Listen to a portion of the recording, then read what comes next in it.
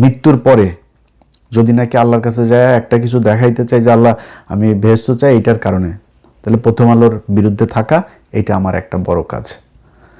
So এটা নিয়ে আমি একদম রিগ্রেট ফিলও করি না, নিজের দোষীও মনে করি না, কিছুই মনে করি না।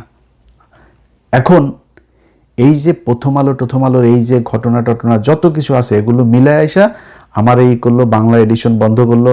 আমি এখনো সরকারের কারো কাছে যা করি নাই, আমি নিজে আপনাদেরকে এখনো ফেসবুকে বলিও নাই যে বাংলা এডিশনের যেই পোর্টালটা আছে, পোর্টালের নিবন্ধনটা তারা স্থগিত করে গিয়েছে, সেটা বিএনপি এসে এখনো খুলে দেয়নি, বলিও নাই যদিও। তো আশা করি খুলে দিবে। এখন এই যে এত কিছু হইল না, শেষমেশ শেষে বললাম না, কেন বললাম জানেন, এই ইউনুস সহ সবগুলারে কেন ধুইলাম জানেন? ধোয়ার পিছনে একটা কারণ আছে। ভাই আপনি, অনেক মানুষ আছে জ্ঞান দেয়, হ্যাঁ ভাই আপনি এটা এরকম কেন করলেন, এরকম কেন। আরে বেটা তোর খারাপ লাগে না, আমার খারাপ লাগে। কি খারাপ লাগে জানিস আমি কি করেছি? 1.5 বছর আলেম, বিডিআর এদের জন্য বহুত কিছু নষ্ট করেছে, বহুত মানুষের সাথে সম্পর্ক নষ্ট করেছে। আজকে সেনাবাহিনীর সাথে যা আমার যে সমস্যা, এই পিলখানার ঘটনার বিচার যদি আমি না চাইতাম, সেনাবাহিনীর সাথে আমার কোনো সমস্যা হইতো না। আজকে যদি নাকি সরকারের, এই বর্তমান সরকারের একজন সামরিক বিশাল বড় একটা পজিশনে একজন লোক আছেন, রিটায়ার্ড একজন সেনা অফিসার, তো তিনার ব্যাপারেও আমাকে এই সরকারের ভেতর, অর্থাৎ ইউনুস সরকারের ভেতর থেকেই বলা হয়েছে ওনার ব্যাপারে কথা বলতে, কি ওনার ওয়াইফের সাথে ভারতীয় একজনের সাথে খারাপ একটা সম্পর্ক করে ফেলেছিল। তো সেটার দোষ তার ওনার না, ওনার ওয়াইফের দোষ। ওনার দোষ কি?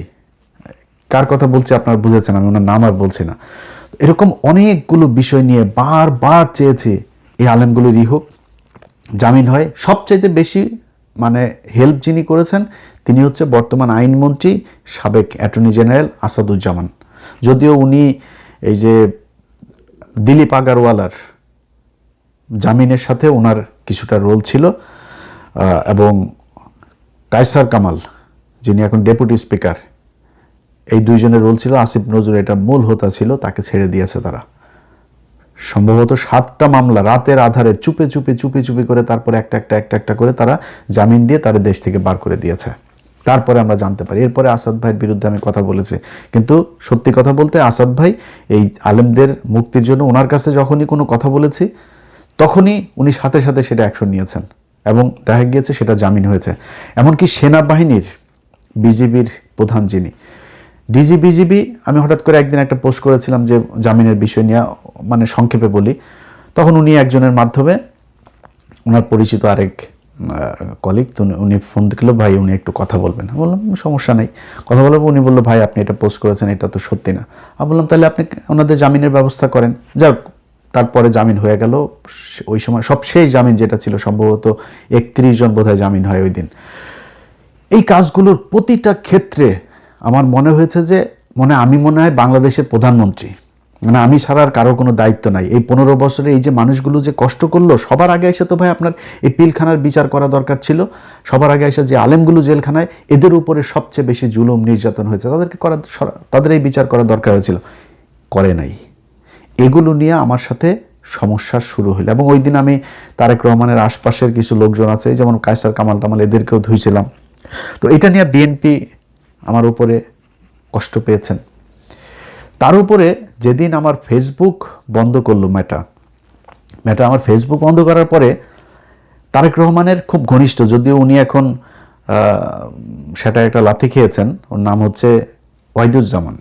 এই ওয়াহিদুজ্জামান হইল গিয়া তারেক রহমানের সাথে যেইভাবেই হোক সে কোনো একভাবে ঘনিষ্ঠ হয়েছিলেন, মানে এখন ইদানিং লাথি খাওয়ার আগ পর্যন্ত ঘনিষ্ঠই ছিলেন। তিনি তথ্য বিষয়ক, বিএনপির তথ্য প্রযুক্তি বিষয়ক উপদেষ্টাও ছিলেন, সম্পাদক। সেই ব্যক্তি ফেসবুকে একটা পোস্ট করলেন যে আমার ফেসবুক তিনি খেয়ে দিয়েছেন, হ্যাঁ, আমার সন্তানদের পেটের ভাতের কথা চিন্তা করে তিনি এতদিন এটা করেন নাই, এখন তিনি খেয়ে দিলেন, বাড়াবাড়ি করলে জেলে যাইতে হবে আমারে নাকি, এই পোস্ট করলেন তিনি। এখন উনি তো ওই সময় ছোটোখাটো ব্যক্তি না, তারেক রহমানের তথ্য প্রযুক্তি বিষয়ক, তারেক রহমানের ফেসবুক, টুইটার, এগুলোর পাসওয়ার্ডও তার কাছে ছিল তখন। তো সে তো ছোটোখাটো লোক না। তিনি যখন আমাকে নিয়ে এরকম পোস্ট করবে, আমি তারপরে বিএনপির পিছনে ঘুরবো আপনার মনে হয়? ডক্টর কনক সারোয়ার, উনি তো এখনো পর্যন্ত আমার জানা মতে বিএনপির বিরুদ্ধে কোনো কথা বলেন নাই। এমনকি আমরা নির্বাচনে 2 দিন আগে আমরা 3 জন লাইভে আসার কথা ছিল, সেই দিনও কিন্তু উনি যুক্ত হন নাই। আমি, পিনাকি দাদা 2 জন ছিলাম। সেই ব্যক্তির বোন জেলখানায় ছিল, তিনি এই বিএনপির কাছ থেকে কি পেয়েছে, পিনাকি ভট্টাচার্যের সাথে কি হয়েছে আমি জানি না, বিএনপির কোন লেভেল থেকে কথা। আমি যতটুকু জানি যে তারেক রহমানের সাথে তার একটা বৈঠক হয়েছিল এবং সেখানে কি কি কথাবার্তা হয়েছে, কি কি কোন কোন বিষয়ে তারা সমঝোতা হইতে পারে নাই, আমি জানি না সেটা। আমার বিষয়ে আমি বলি, আজকে এপ্রিল মাস, তো 2025 সালের এপ্রিল বা মার্চ, এপ্রিল না, সম্ভবত মে জুন মাসের দিকে কোনো একটা, আমার মনে আছে যে কোনো একটা স্যাটারডেতে আমি আমার 2 ছেলেকে নিয়ে একটা মাঠে বল খেলছিলাম, যে কারণে আমার দিনটা মনে আছে, শনিবার ছিল। সেদিন আমাকে ফোন করলো মাহাদি আমিন ভাই। তো মাহাদি আমিন ভাই ফোন করে বললো যে ভাই, তার আগে আরও 2-3 বার কথা হয়েছে, তো ওই দিন আমারে শেষ মাহাদি আমিন ভাই ফোন করলো যে ভাই লিডার কথা বলবে, তো আপনি কখন ফ্রি আসেন। তো আমি মাহাদি আমিন ভাইকে বললাম যে ভাই, উনি আমার চাইতে বহু ব্যস্ত মানুষ, ওনার সারাদিন দল গুছাইতে হয়, দেশের বিভিন্ন জায়গায় কথা বলতে হয়। উনি যখন বলে, আমার এখানে যদি তখন ভোর রাতও হয় আমি তখন জেগে থাকবো, সমস্যা নেই। বসে বললেন যে আমি রেডি আছি, সমস্যা নেই, কথা বলবো। উনি ওর পরে আর আমার সাথে কথা বলেন নাই, এবং ওনাকে কে কথা বলতে না করেছে আমার সাথে, ওনাকে কে আটকিয়েছে আমার সাথে কথা না বলতে, এটা উনি বলতে পারবেন। সো সেই মানুষগুলোকে ওনার চেনা উচিত। আমরা কারা, আমাদেরকে তো কেউ টাকা পয়সা দিয়ে তারপরে বিএনপিতে আনে নাই। বিএনপি আমাদেরকে টাকা পয়সা দিয়েছে কি দেয় নাই, এটা তারেক রহমানের চাইতে ভালো কেউ জানে না, এটা তারেক রহমানই বলতে পারেন। অতএব এটা নিয়ে আর আপনাদের সামনে ক্লিয়ারিফাই করার কিছু নাই। 5 জানুয়ারি 2014 ইলিয়াস হুসাইন তখন বিএনপিও করে না, আওয়ামী লীগও করে না, জামাতও করে না, কিছুই করে না। বিএনপির আজকে অনেক ভাইয়েরা আছেন, তারা ফেসবুকে তারপরে তাদের অনেকের পোস্ট দেখি, আমারে খুব তুচ্ছ তাচ্ছিল্য গালাগালি করে, খুব বাজে কথাবার্তা ভাষা ইউজ করে তারপরে কথাবার্তা বলেন। ভাই, 5 জানুয়ারির সেই নির্বাচনে আমি অধম একমাত্র সাংবাদিক ছিলাম, শুধু সাংবাদিকতা করি নাই, সাংবাদিকতার বাইরে যায়ও সেদিন এই বিএনপির জন্য কাজ করেছে, এই আওয়ামী লীগের বিরুদ্ধে কাজ করেছে। অতএব আমাদেরকে আওয়ামী বিরোধিতা শিখায় লাভ নাই। বিএনপির 15 বছরে তারেক রহমান, খালেদা জিয়া, তাদেরকে নিয়ে কোনো সমালোচনা করার কিছুই নাই, বিষয়টা এরকম না। এটা মানুষ মাত্রই থাকতে, অনেক কিছু করা যাইতো, অনেক মানুষ করেছেও। আমাদের অনেক লোকজন এখন যাদেরকে বিরাট জাতীয়তাবাদ মনে বলে প্রচার করেন, তারা তারেক রহমান, তারা যে কি যেন উনি লন্ডনে থাকেন, কি বিশাল একটা ভাব নিয়ে এইসব কথা, তারাও এখন বিশাল বড় বড় বিএনপি। দরকার নেই ভাই এত বিএনপি হওয়ার। তো আমরা 15 বছরে চাইলেও এরকম অনেক কিছু বলতে পারতাম, বলি নাই কোনোদিনও। অতএব আমাদেরকে নিয়ে যদি নাকি এখন বারবার বারবার সব কয়টা জায়গায় আমাদেরকে অপমানিত করা হয় আর মনে করা হয় যে আমরা বিএনপির পিছনে পিছনে ঘুরবো সুবিধা নেওয়ার জন্য, আল্লাহ যেন জীবনে কোনোদিন এরকম সুবিধা না নেয়, কোনো দলের কাছ থেকেই না নেওয়ায়। আজকে যারা মনে করছেন যে জামাত ইসলাম বোধহয় এই আমারে মনে হয় টাকা পয়সা দিয়া বোধহয় তারপরে জামাতের পক্ষে নেওয়া হয়েছে, মুসলমান যদি হয়ে থাকি, এক জবান যদি হয়ে থাকে, আল্লাহর সাক্ষী রাইখা, এই বাংলাদেশের মানুষের সাক্ষী রাইখা বলছি, যদি জামাত ইসলামের কাছ থেকে, খালি আমি না, আমারে তো সরাসরি দেওয়া তো পরের কথা, বাংলা এডিশন আজকে ধরেন 2 বছর হইতে গেল, জামাত ইসলাম এই বাংলাদেশ এই বাংলা এডিশনকে 4 আনা পয়সার কোনো বিজ্ঞাপনও দেয় নাই, 4 আনা পয়সার টাকাও দেয় নাই, বরং বাংলা এডিশনের উদ্বোধনের সময় বিএনপির অনেক নেতা আমাদের ফান্ডে টাকা দিয়েছেন, জামাত ইসলাম 1 টাকাও দেয় নাই। কেন গিয়েছি? মনে করেছি যেই বিএনপি নির্বাচনের আগে বলেছে যে বিএনপি আওয়ামী লীগ ভাই ভাই, নির্বাচনের পরে আওয়ামী লীগের সবার মামলা প্রত্যাহার করে নেওয়া হবে, এবং সেটা হচ্ছেও এখন। আজকে একজন এই চিন্ময়ের মতো একজন সন্ত্রাসী, তাকে আজকে জামিন দেওয়ার জন্য সংস্কৃতি মন্ত্রী, এই নাম কি রায় চৌধুরী, এই বদমাইশ আপনার বলে যে তাকে ছেড়ে দেওয়ার জন্য সে ব্যবস্থা নিচ্ছে। তুই কে রে বেটা? তুই জজ, তুই আইনমন্ত্রী, তুই প্রধানমন্ত্রী, তুই রাষ্ট্রপতি, তুই ক্ষমা করার কে? বা তুই প্রধান বিচারপতি? তুই কে? তুই কিভাবে এটারে বললি যে ওরে চিন্ময়রে মুক্ত করার জন্য করা হবে? করা হচ্ছে, এই নিতাই রায় চৌধুরী। এরকম প্রতিটা জায়গায় জায়গায় আজকে বিএনপির একটা মানুষ, যেই মানুষেরা আমরা এই 15 বছর তো দেখেছি, ভাই আপনি আমার ভাইও না কিছুই না, সেই 10 তারিখের আন্দোলন থেকে শুরু করে খালেদা জিয়ার বাড়ির সামনে ট্রাক রাখা, যতগুলো ঘটনা ভাই, মানে মনে হয়েছে নিজের আপন ভাই কষ্ট পেলে যেরকম হয়, আপনাদের কাউকে কোথাও ধরে পেটালে, আপনারা মশারি, ধান খেতে মশারি টানায় ঘুমাইছেন, এগুলো দেখলে আমাদের হৃদয়ে রক্তক্ষরণ হয়েছে। সেই মানুষগুলোর খারাপ লাগে না? আজকে যারা আওয়ামী লীগের লোকজন আপনার বাড়ির আশপাশে ঘোরাঘুরি করে, মামলা আছে, তারপরে পুলিশ কিছু বলে না, সেই বিএনপির আরেক নেতার সাথে ঘুরছে, আরেক নেতার সাথে মিলেমিশে তারপরে চাঁদাবাজি করছে, খারাপ লাগে না আপনাদের? যদি খারাপ না লাগে এবং এইখান থেকে যদি বের না হয়ে আসেন, তাহলে ভবিষ্যতে আবার এই পৃথিবী একদিন আর 2 দিনের না। তারেক রহমান আজকে থাকবে না, তারেক রহমানের সন্তান বাংলাদেশে, ধরে নেওয়া যায় যে উনি একদিন প্রধানমন্ত্রী হবেন, তিনি সাফার করবেন যদি এই দেশে এই আওয়ামী লীগ এবং ভারত মুক্ত করে দিয়ে না যাইতে পারেন। আপনারা গ্যারান্টি দিয়া বলতে পারি, মনে করেন জামাত ইসলাম যদি ক্ষমতায় আসে, কোনোদিন যদি জামাত ইসলাম ক্ষমতায় আসে, তাহলে এই জামাত ইসলাম ক্ষমতায় এসে কোনোদিন এমন কোনো কাজ করবে না যেটাতে আপনি নিশ্চিহ্ন করে ফেলতে চাবে, আপনাকে আপনার পরিবারকে নিশ্চিহ্ন করে ফেলতে চাবে, যেটা আওয়ামী লীগ করেছে। কিন্তু আওয়ামী লীগ যদি আবার আসে, তাহলে আপনার পূর্ব উত্তরসূরি যারা আছে তারা একটাও জীবিত থাকতে পারবে না। অতএব কোন দেশ রেখে যাবেন, কিভাবে রেখে যাবেন, সেটা আপনাদের ইচ্ছা। আমরা ভাই অধম, আমাদেরকে নিয়ে টানাটানির দরকার নাই, আমাদের দরকার নাই, আমাদেরকে ফোন করারও দরকার নাই, আনিস আলমগীর ওনাদের সাথে কথাবার্তা বললেই চলবে। বরং কুত্তারে হাড্ডি দিয়ে সামনে রাখেন। বাট জিনিস একটাই চাই তারেক রহমান, সেটা হচ্ছে ইন্ডিয়ার পেটের মধ্যে আর ঢুকেন না। যদি ইন্ডিয়ার পেটে ঢোকেন, এবং আমরা এখনো দেখছি যদিও অনেক সমালোচনা আছে, অনেক কিছু আছে, বাট আমি এখন পর্যন্ত বিএনপি ক্ষমতায় আসার পরে যতগুলো জিনিস দেখেছি, যেমন আওয়ামী লীগের কর্মসূচি নিষিদ্ধ করার, এটা আইনে পরিণত করা হয়েছে। তারপরে আইপিএলের খেলা দেখা, এটা বাংলাদেশে এখন 3 জন মানুষ শুধু বিএনপি করে না, আর সবাই বিএনপি করে। 3 জন মানুষ কে কে? একজন হচ্ছে পিনাকি ভট্টাচার্য, আরেকজন ডক্টর কনক সারোয়ার, আরেকজন এই অধম আমি। আমরা ছাড়া সবাই বিএনপি করে। মানে চুটকা পুটকা তো আছেই, ধরেন বিরানি সাহেব, তারপরে ওই যে ডাক্তার জাহেদ মায়েদ যা আছে, এগুলো তো আছেই। ওদের আলো, দিল্লি স্টারের মতি মাহফুজও এখন নাকি বিএনপি করে। তারা এখন বিএনপির বড় বড় প্রোগ্রামে গেস্ট হয়ে যায়, মানে মঞ্চে বসে।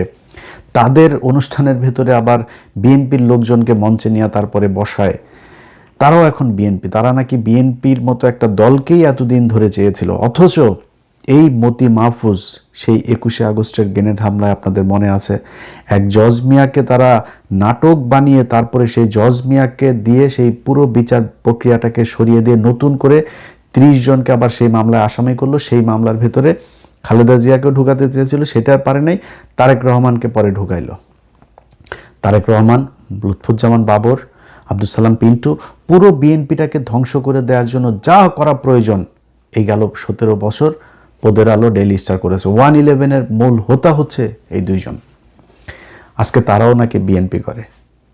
তো বিএনপি যদি এই বিএনপি হয়, তাহলে তো এই বিএনপি আমরা করব না। বিএনপির আজকে যে অবস্থান, তারা নাকি মুক্তিযুদ্ধের চেতনার শক্তি, এটা তো আওয়ামী লীগের বয়ান। আবার জামাত ইসলাম হচ্ছে গিয়ে নাকি রাজাকার, জামাত ইসলাম নাকি 71-এ নাকি ধর্ষণ করেছে, তারপরে খুন করেছে, এইসব তারা দেশদ্রোহী, তারা পাকিস্তানের প্রোডাক্ট, এগুলো তারা বলে। যদি এগুলো বলে, তাহলে এই বিএনপি আমরা করব না।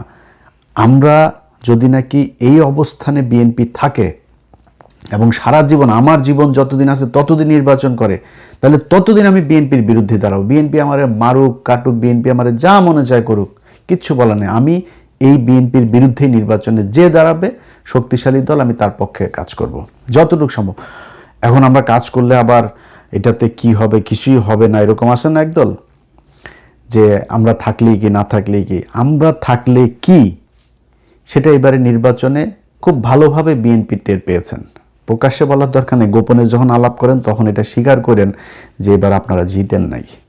ধরেন আপনারা নির্বাচনে যেটা দেখিয়েছেন সেটাই ধরলাম, এতদিন জামাত শিবিরের লোকজনকে বট টট বলেছে না, তো কত পার্সেন্ট ভোট পেয়েছে? 32%। 53টা আসনে 5,000 ভোটের ব্যবধানে বা তার নিচে ব্যবধানে তা আপনারা পাশ করেছেন। তাইলে এই যে এতগুলো মানুষ ভোট দিল, সব বট, সব খালি এদের খালি বট, আর আপনারা হচ্ছে রিয়েল মানব। তো বটেরা খালি ফোনে ইয়েতে আইসা, ফেসবুকে সোশ্যাল মিডিয়াতে আইসা কমেন্ট করে, লাইক দেয়, এদের ফোন আছে, তোদের ফোন কেনার টাকা নাই, এত চাঁদাবাজি করে টাকা কি করিস? ফোন কিন, ফোন কিনা, তারপরে তোরা নিজেরা বট বানা, নিজেরা এসে তারপরে সোশ্যাল মিডিয়া, তোরা তো রিয়েল মানব, তোদের তো বট দরকার নাই, রিয়েল মানবরা এসে তারপরে কমেন্ট কর, তারপরে রিয়েক্ট দে, এই কাদেরটা কাদের কোন জায়গায় কারা জিতে যায় আমরা দেখতে চাই। তো আসলে বাস্তবে কি সেটা কিন্তু ওরা টের পেয়েছে যে আমরা যেই দিকে যাব সেই দিকে গেলে মানুষের জনমত, আজকে যেই জুলাই যোদ্ধা বলেন আর যত যোদ্ধাই বলেন, এই যে যোদ্ধাদেরকে সামনে রেখে 5-6 জন আজকে জাতীয় নেতা হয়ে গিয়েছে, এমনি এমনি হয় নাই। এখানেও এই পিনাকি ইলিয়াসদের অনেক অবদান আছে, এগুলো এত দ্রুত মুখ পুষিয়া ফেললে হবে না। যাই হোক, যদি এই অবস্থানে থাকে তাহলে বললাম যেটা সারা জীবন বিএনপির বিরুদ্ধেই থাকবো। কিন্তু বিএনপি যদি খালেদা জিয়ার বিএনপি হয়, বিএনপি যদি জিয়াউর রহমানের বিএনপি হয়, তাহলে আমি তারেক রহমানের চাইতে বেশি বিএনপি। বিএনপির খালেদা জিয়া, জিয়াউর রহমানরা কি চেয়েছে? খালেদা জিয়া নিজের মুখে বলে গিয়েছেন যে 72-এর সংবিধান উনি ক্ষমতায় আসলে ছুঁড়ে ফেলবেন। 5th অ্যামেন্ডমেন্ট জিয়াউর রহমান করে গিয়েছেন 4th অ্যামেন্ডমেন্টের পরে। সেই শেখ মুজিবের বাকশাল থেকে শুরু করে পত্রপত্রিকার 4টা পত্রিকা ছাড়া সব পত্রিকা বাতিল করে দিয়ে একদলীয় যে শাসন ব্যবস্থা শেখ মুজিব করে গিয়েছিল, সেইটার বিপরীতে জিয়াউর রহমান 5th অ্যামেন্ডমেন্ট করে গিয়েছেন। বহুদলীয় গণতন্ত্রের প্রবক্তা। আমি সেই জিয়াউর রহমানের বিএনপি করি। এখন যদি আপনি মনে করেন যে বিএনপির এই যে নতুন করে শোনেন না যে রাজাকার, 71-এ জামাত ইসলাম নাকি ছিল রাজাকার, জামাত ইসলাম নাকি মানুষ খুন করেছে, 31 লক্ষ মানুষ মেরেছে, 2 লক্ষ মা বোনের ইজ্জত পাল করেছে, এগুলো শোনেন না? এগুলো বলা হয়। এগুলো কোনোদিন জিয়াউর রহমান বলেছে? এগুলি কোনোদিন খালেদা জিয়া বলেছে? খালেদা জিয়া নিজের মুখে এই ভিডিও এখনই ইউটিউবে আছে যে 71-এর ঘটনায় জামাতের যে নেতাদেরকে ফাঁসি দেওয়া হয়েছে, এটা ষড়যন্ত্রমূলকভাবে ফাঁসি দেওয়া হয়েছে, এই অপরাধের সাথে তারা জড়িত না। ভাই, 76-এর নির্বাচনে জামাতের ক্যান্ডিডেট ছিল 2জন বা 3জন। সারা বাংলাদেশে তাদের সংগঠনই ছিল না। সেখানে তারা নাকি সারা দেশে শুধু জামাত একলা এই করলো, কেউই চায় নাই। যদি আমারে বলেন 5% লোকও সেই যুদ্ধে অংশগ্রহণ করেন। এমন তো ভুয়া মুক্তিযোদ্ধার অভাব নাই। মুক্তিযোদ্ধা কারা ওইটা নিয়ে বিতর্কে নাই গেলেন। 30 লক্ষ মা আর 2 লক্ষ মা বোনের এই হিসাব আপনার গ্রামে গ্রামে আপনার পরিচিত লোকজনের দিয়া করেন। এই কথা বহুবার বলেছি, হিসাব করেন, হিসাব করলে সব হিসাব পাওয়া যায়। এক এক গ্রামের মধ্যে 45 জন করে মানুষ মারা যাওয়ার কথা, যদি 30 লক্ষ মানুষ মারা যায়, বলেন কয়জন? এক এক গ্রামে 3 জন করে মহিলা ধর্ষণ হওয়ার কথা।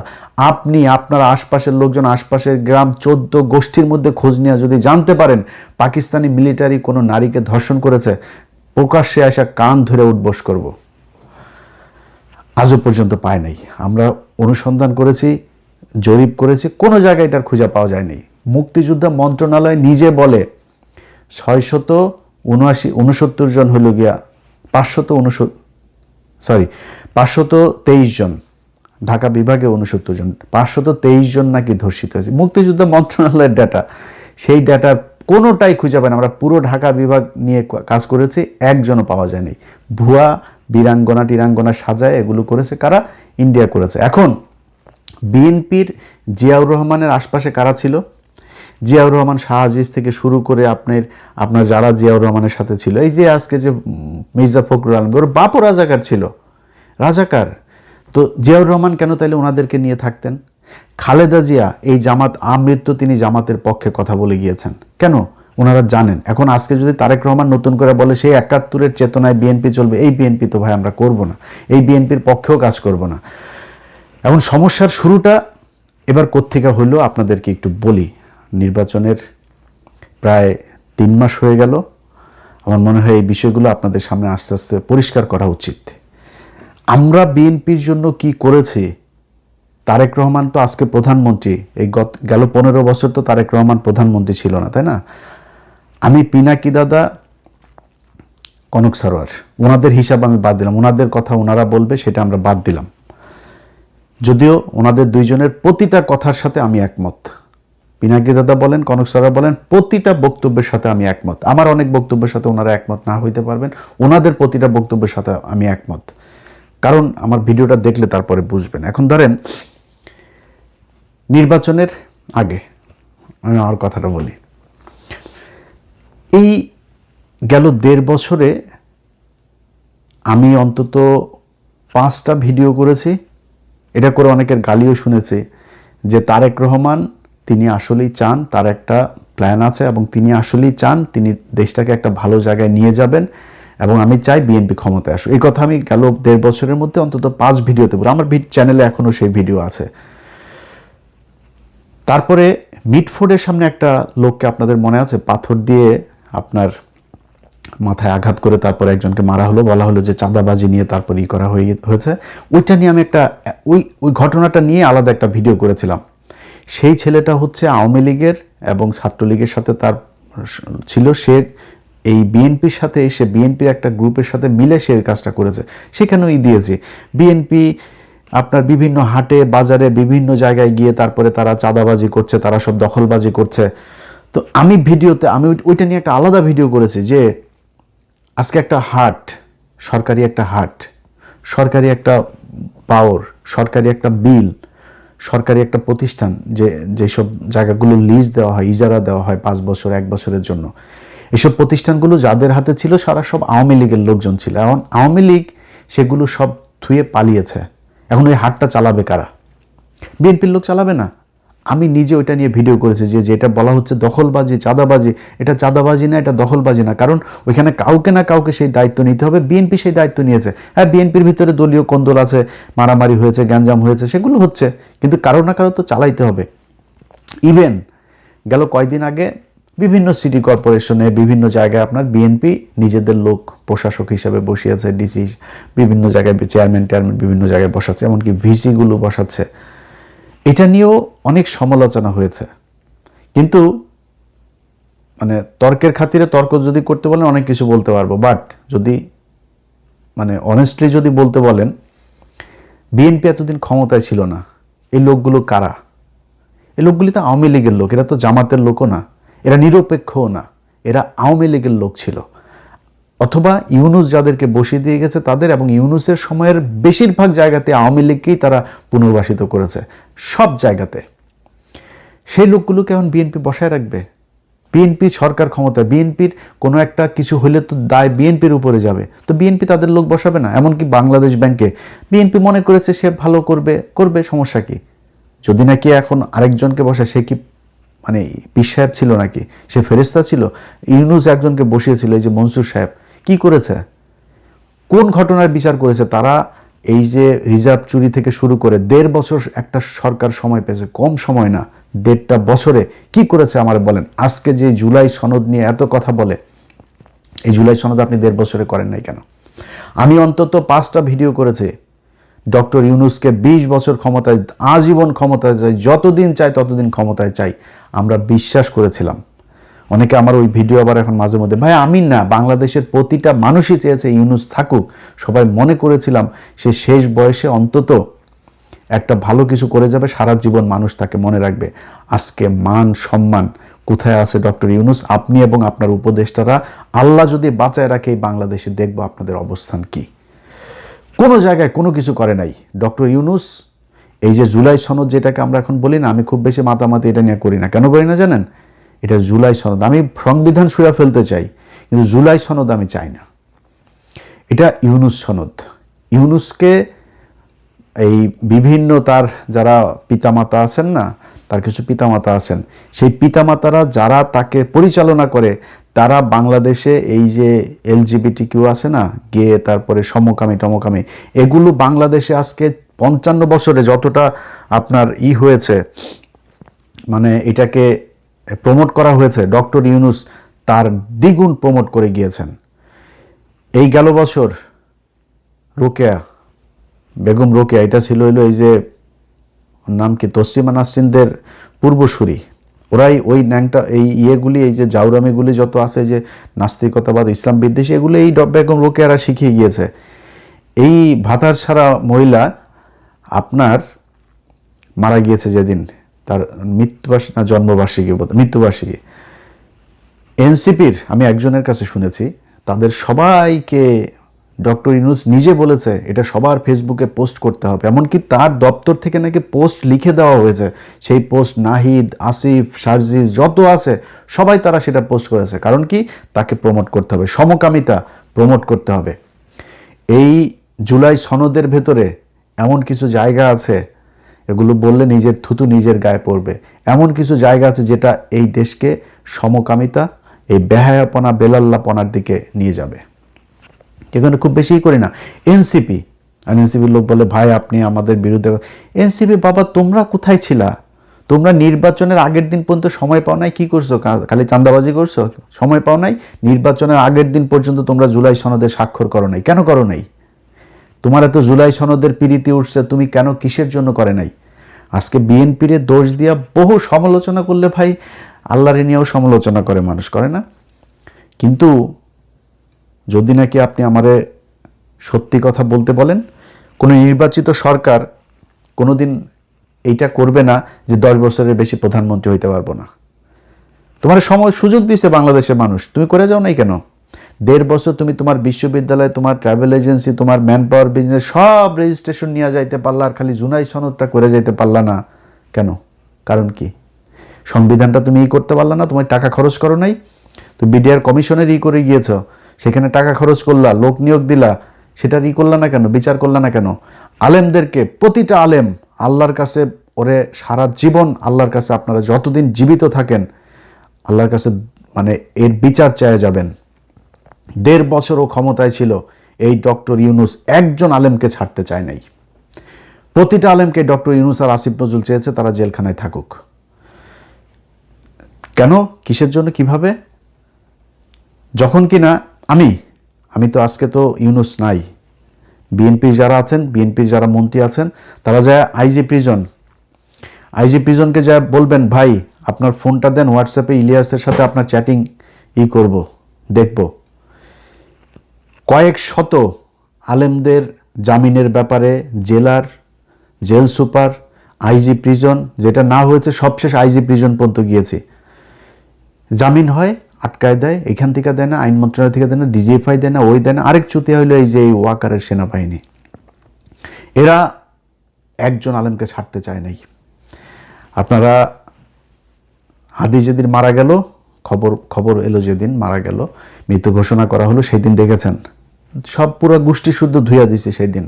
তারপরে আমার এই যে তার আগে আবার প্রথম আলোর ঘটনা, তো প্রথম আলোর ঘটনা আমি মনে করি আমি যদি নাকি মৃত্যুর পরে যদি নাকি আল্লাহর কাছে যায় একটা কিছু দেখাইতে চাই যে আল্লাহ আমি বেহেশত চাই এইটার কারণে, তাহলে প্রথম আলোর বিরুদ্ধে থাকা এটা আমার একটা বড় কাজ।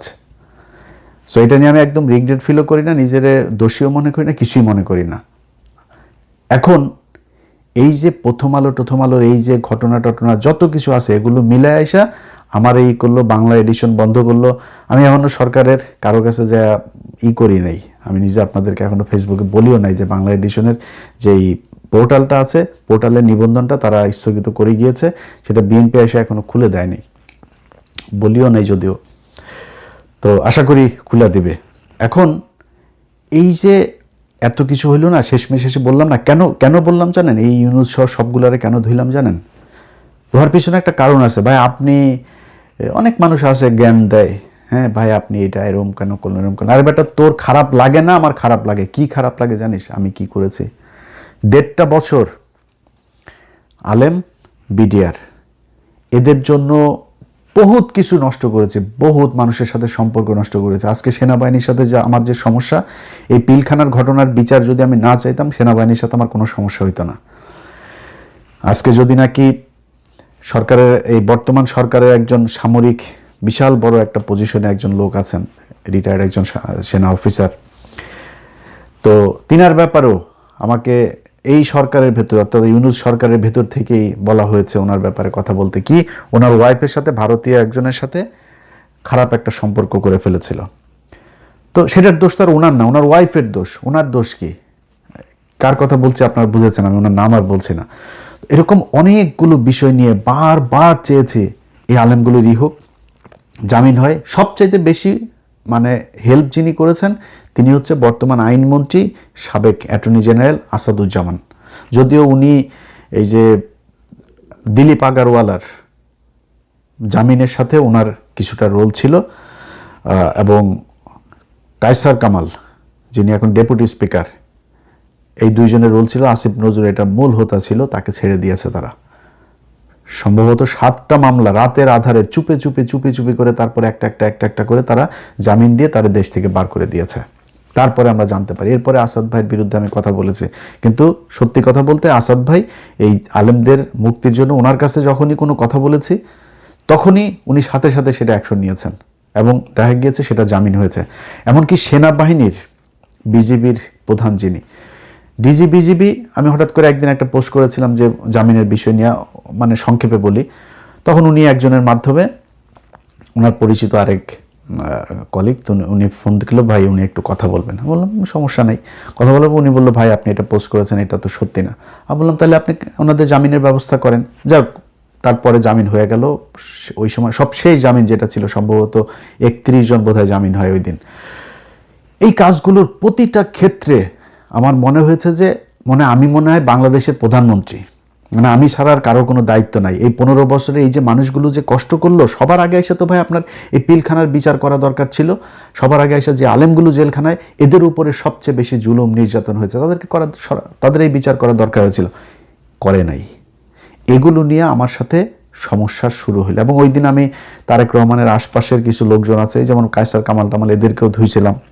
তো এটা নিয়ে বিএনপি আমার উপরে কষ্ট পেয়েছেন।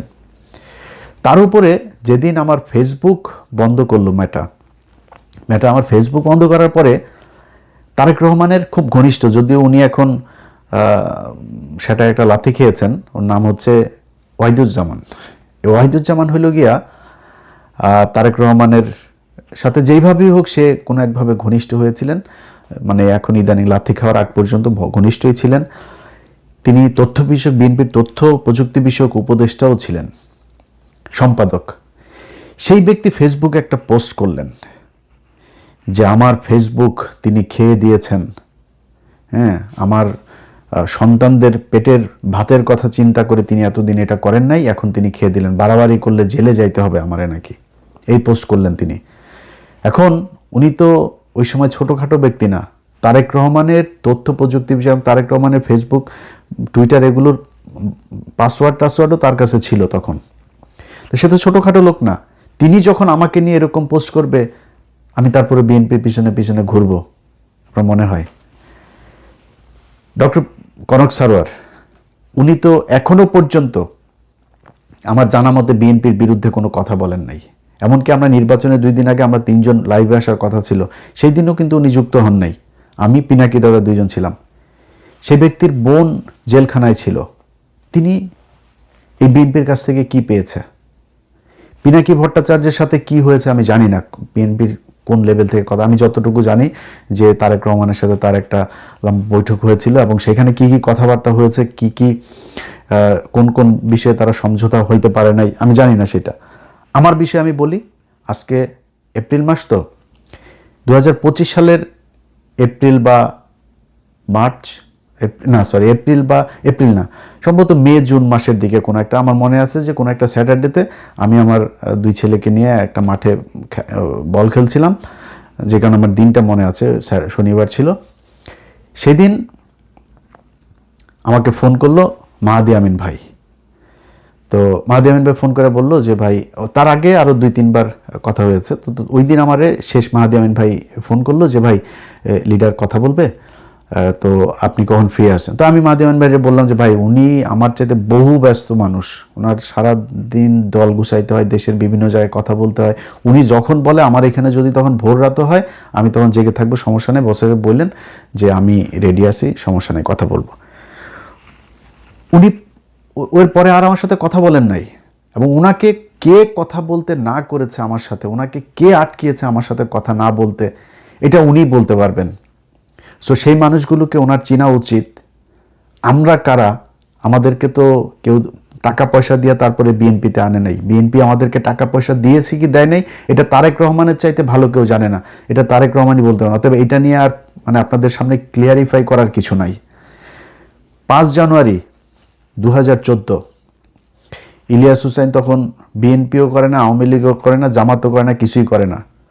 বিএনপির আজকে অনেক ভাইয়েরা আছেন, তারা ফেসবুকে তারপরে তাদের অনেকের পোস্ট দেখি আমারে খুব তুচ্ছ তাচ্ছিল্য গালাগালি করে খুব বাজে কথাবার্তা ভাষা ইউজ করে তারপরে কথাবার্তা বলেন। ভাই 5 জানুয়ারির সেই নির্বাচনে আমি অধম একমাত্র সাংবাদিক ছিলাম, শুধু সাংবাদিকতা করি নাই, সাংবাদিকতার বাইরে যায়ও সেদিন এই বিএনপির জন্য কাজ করেছে, এই আওয়ামী লীগের বিরুদ্ধে কাজ করেছে। অতএব আমাদেরকে আওয়ামী বিরোধিতা শিখায়া লাভ নাই। বিএনপির 15 বছরে তারেক রহমান, খালেদা জিয়া তাদেরকে নিয়ে কোনো সমালোচনা করার কিছুই নাই, বিষয়টা এরকম না। এটা মানুষ মাত্রই থাকতে অনেক কিছু করা যাইতো, অনেক মানুষ করেছেও। আমাদের অনেক লোকজন এখন যাদেরকে বিরাট জাতীয়তাবাদ মনে বলে প্রচার করেন, তারা তারেক রহমান, তারা যে কি যেন উনি লন্ডনে থাকেন, কি মানে বিশাল একটা ভাব নিয়ে এইসব কথা, তারাও এখন বিশাল বড় বড় বিএনপি। দরকার নেই ভাই এত বিএনপি হওয়ার। তো আমরা 15 বছরে চাইলেও এরকম অনেক কিছু বলতে পারতাম, বলি নাই কোনোদিনও। অতএব আমাদেরকে নিয়ে যদি নাকি এখন বারবার বারবার সব কয়টা জায়গায় আমাদেরকে অপমানিত করা হয় আর মনে করা হয় যে আমরা বিএনপির পিছনে পিছনে ঘুরবো সুবিধা নেওয়ার জন্য, আল্লাহ যেন জীবনে কোনোদিন এরকম সুবিধা না নেয়, কোনো দলের কাছ থেকেই না নেওয়ায়। আজকে যারা মনে করছেন যে জামাত ইসলাম বোধহয় এই আমারে মনে হয় টাকা পয়সা দিয়া বোধহয় তারপরে জামাতের পক্ষে নেওয়া হয়েছে, মুসলমান যদি হয়ে থাকি, এক জবান যদি হয়ে থাকে, আল্লাহর সাক্ষী রাইখা, এই বাংলাদেশের মানুষের সাক্ষী রাইখা বলছি, যদি জামাত ইসলামের কাছ থেকে, খালি আমি না, আমারে তো সরাসরি দেওয়া তো পরের কথা, বাংলা এডিশন আজকে ধরেন 2 বছর হইতে গেল, জামাত ইসলামী বাংলাদেশ এই বাংলা এডিশনকে 4 আনা পয়সার কোনো বিজ্ঞাপনও দেয় নাই, 4 আনা পয়সার টাকাও দেয় নাই, বরং বাংলা এডিশনের উদ্বোধনের সময় বিএনপির অনেক নেতা আমাদের ফান্ডে টাকা দিয়েছেন, জামাত ইসলাম 1 টাকাও দেয় নাই। কেন গিয়েছি?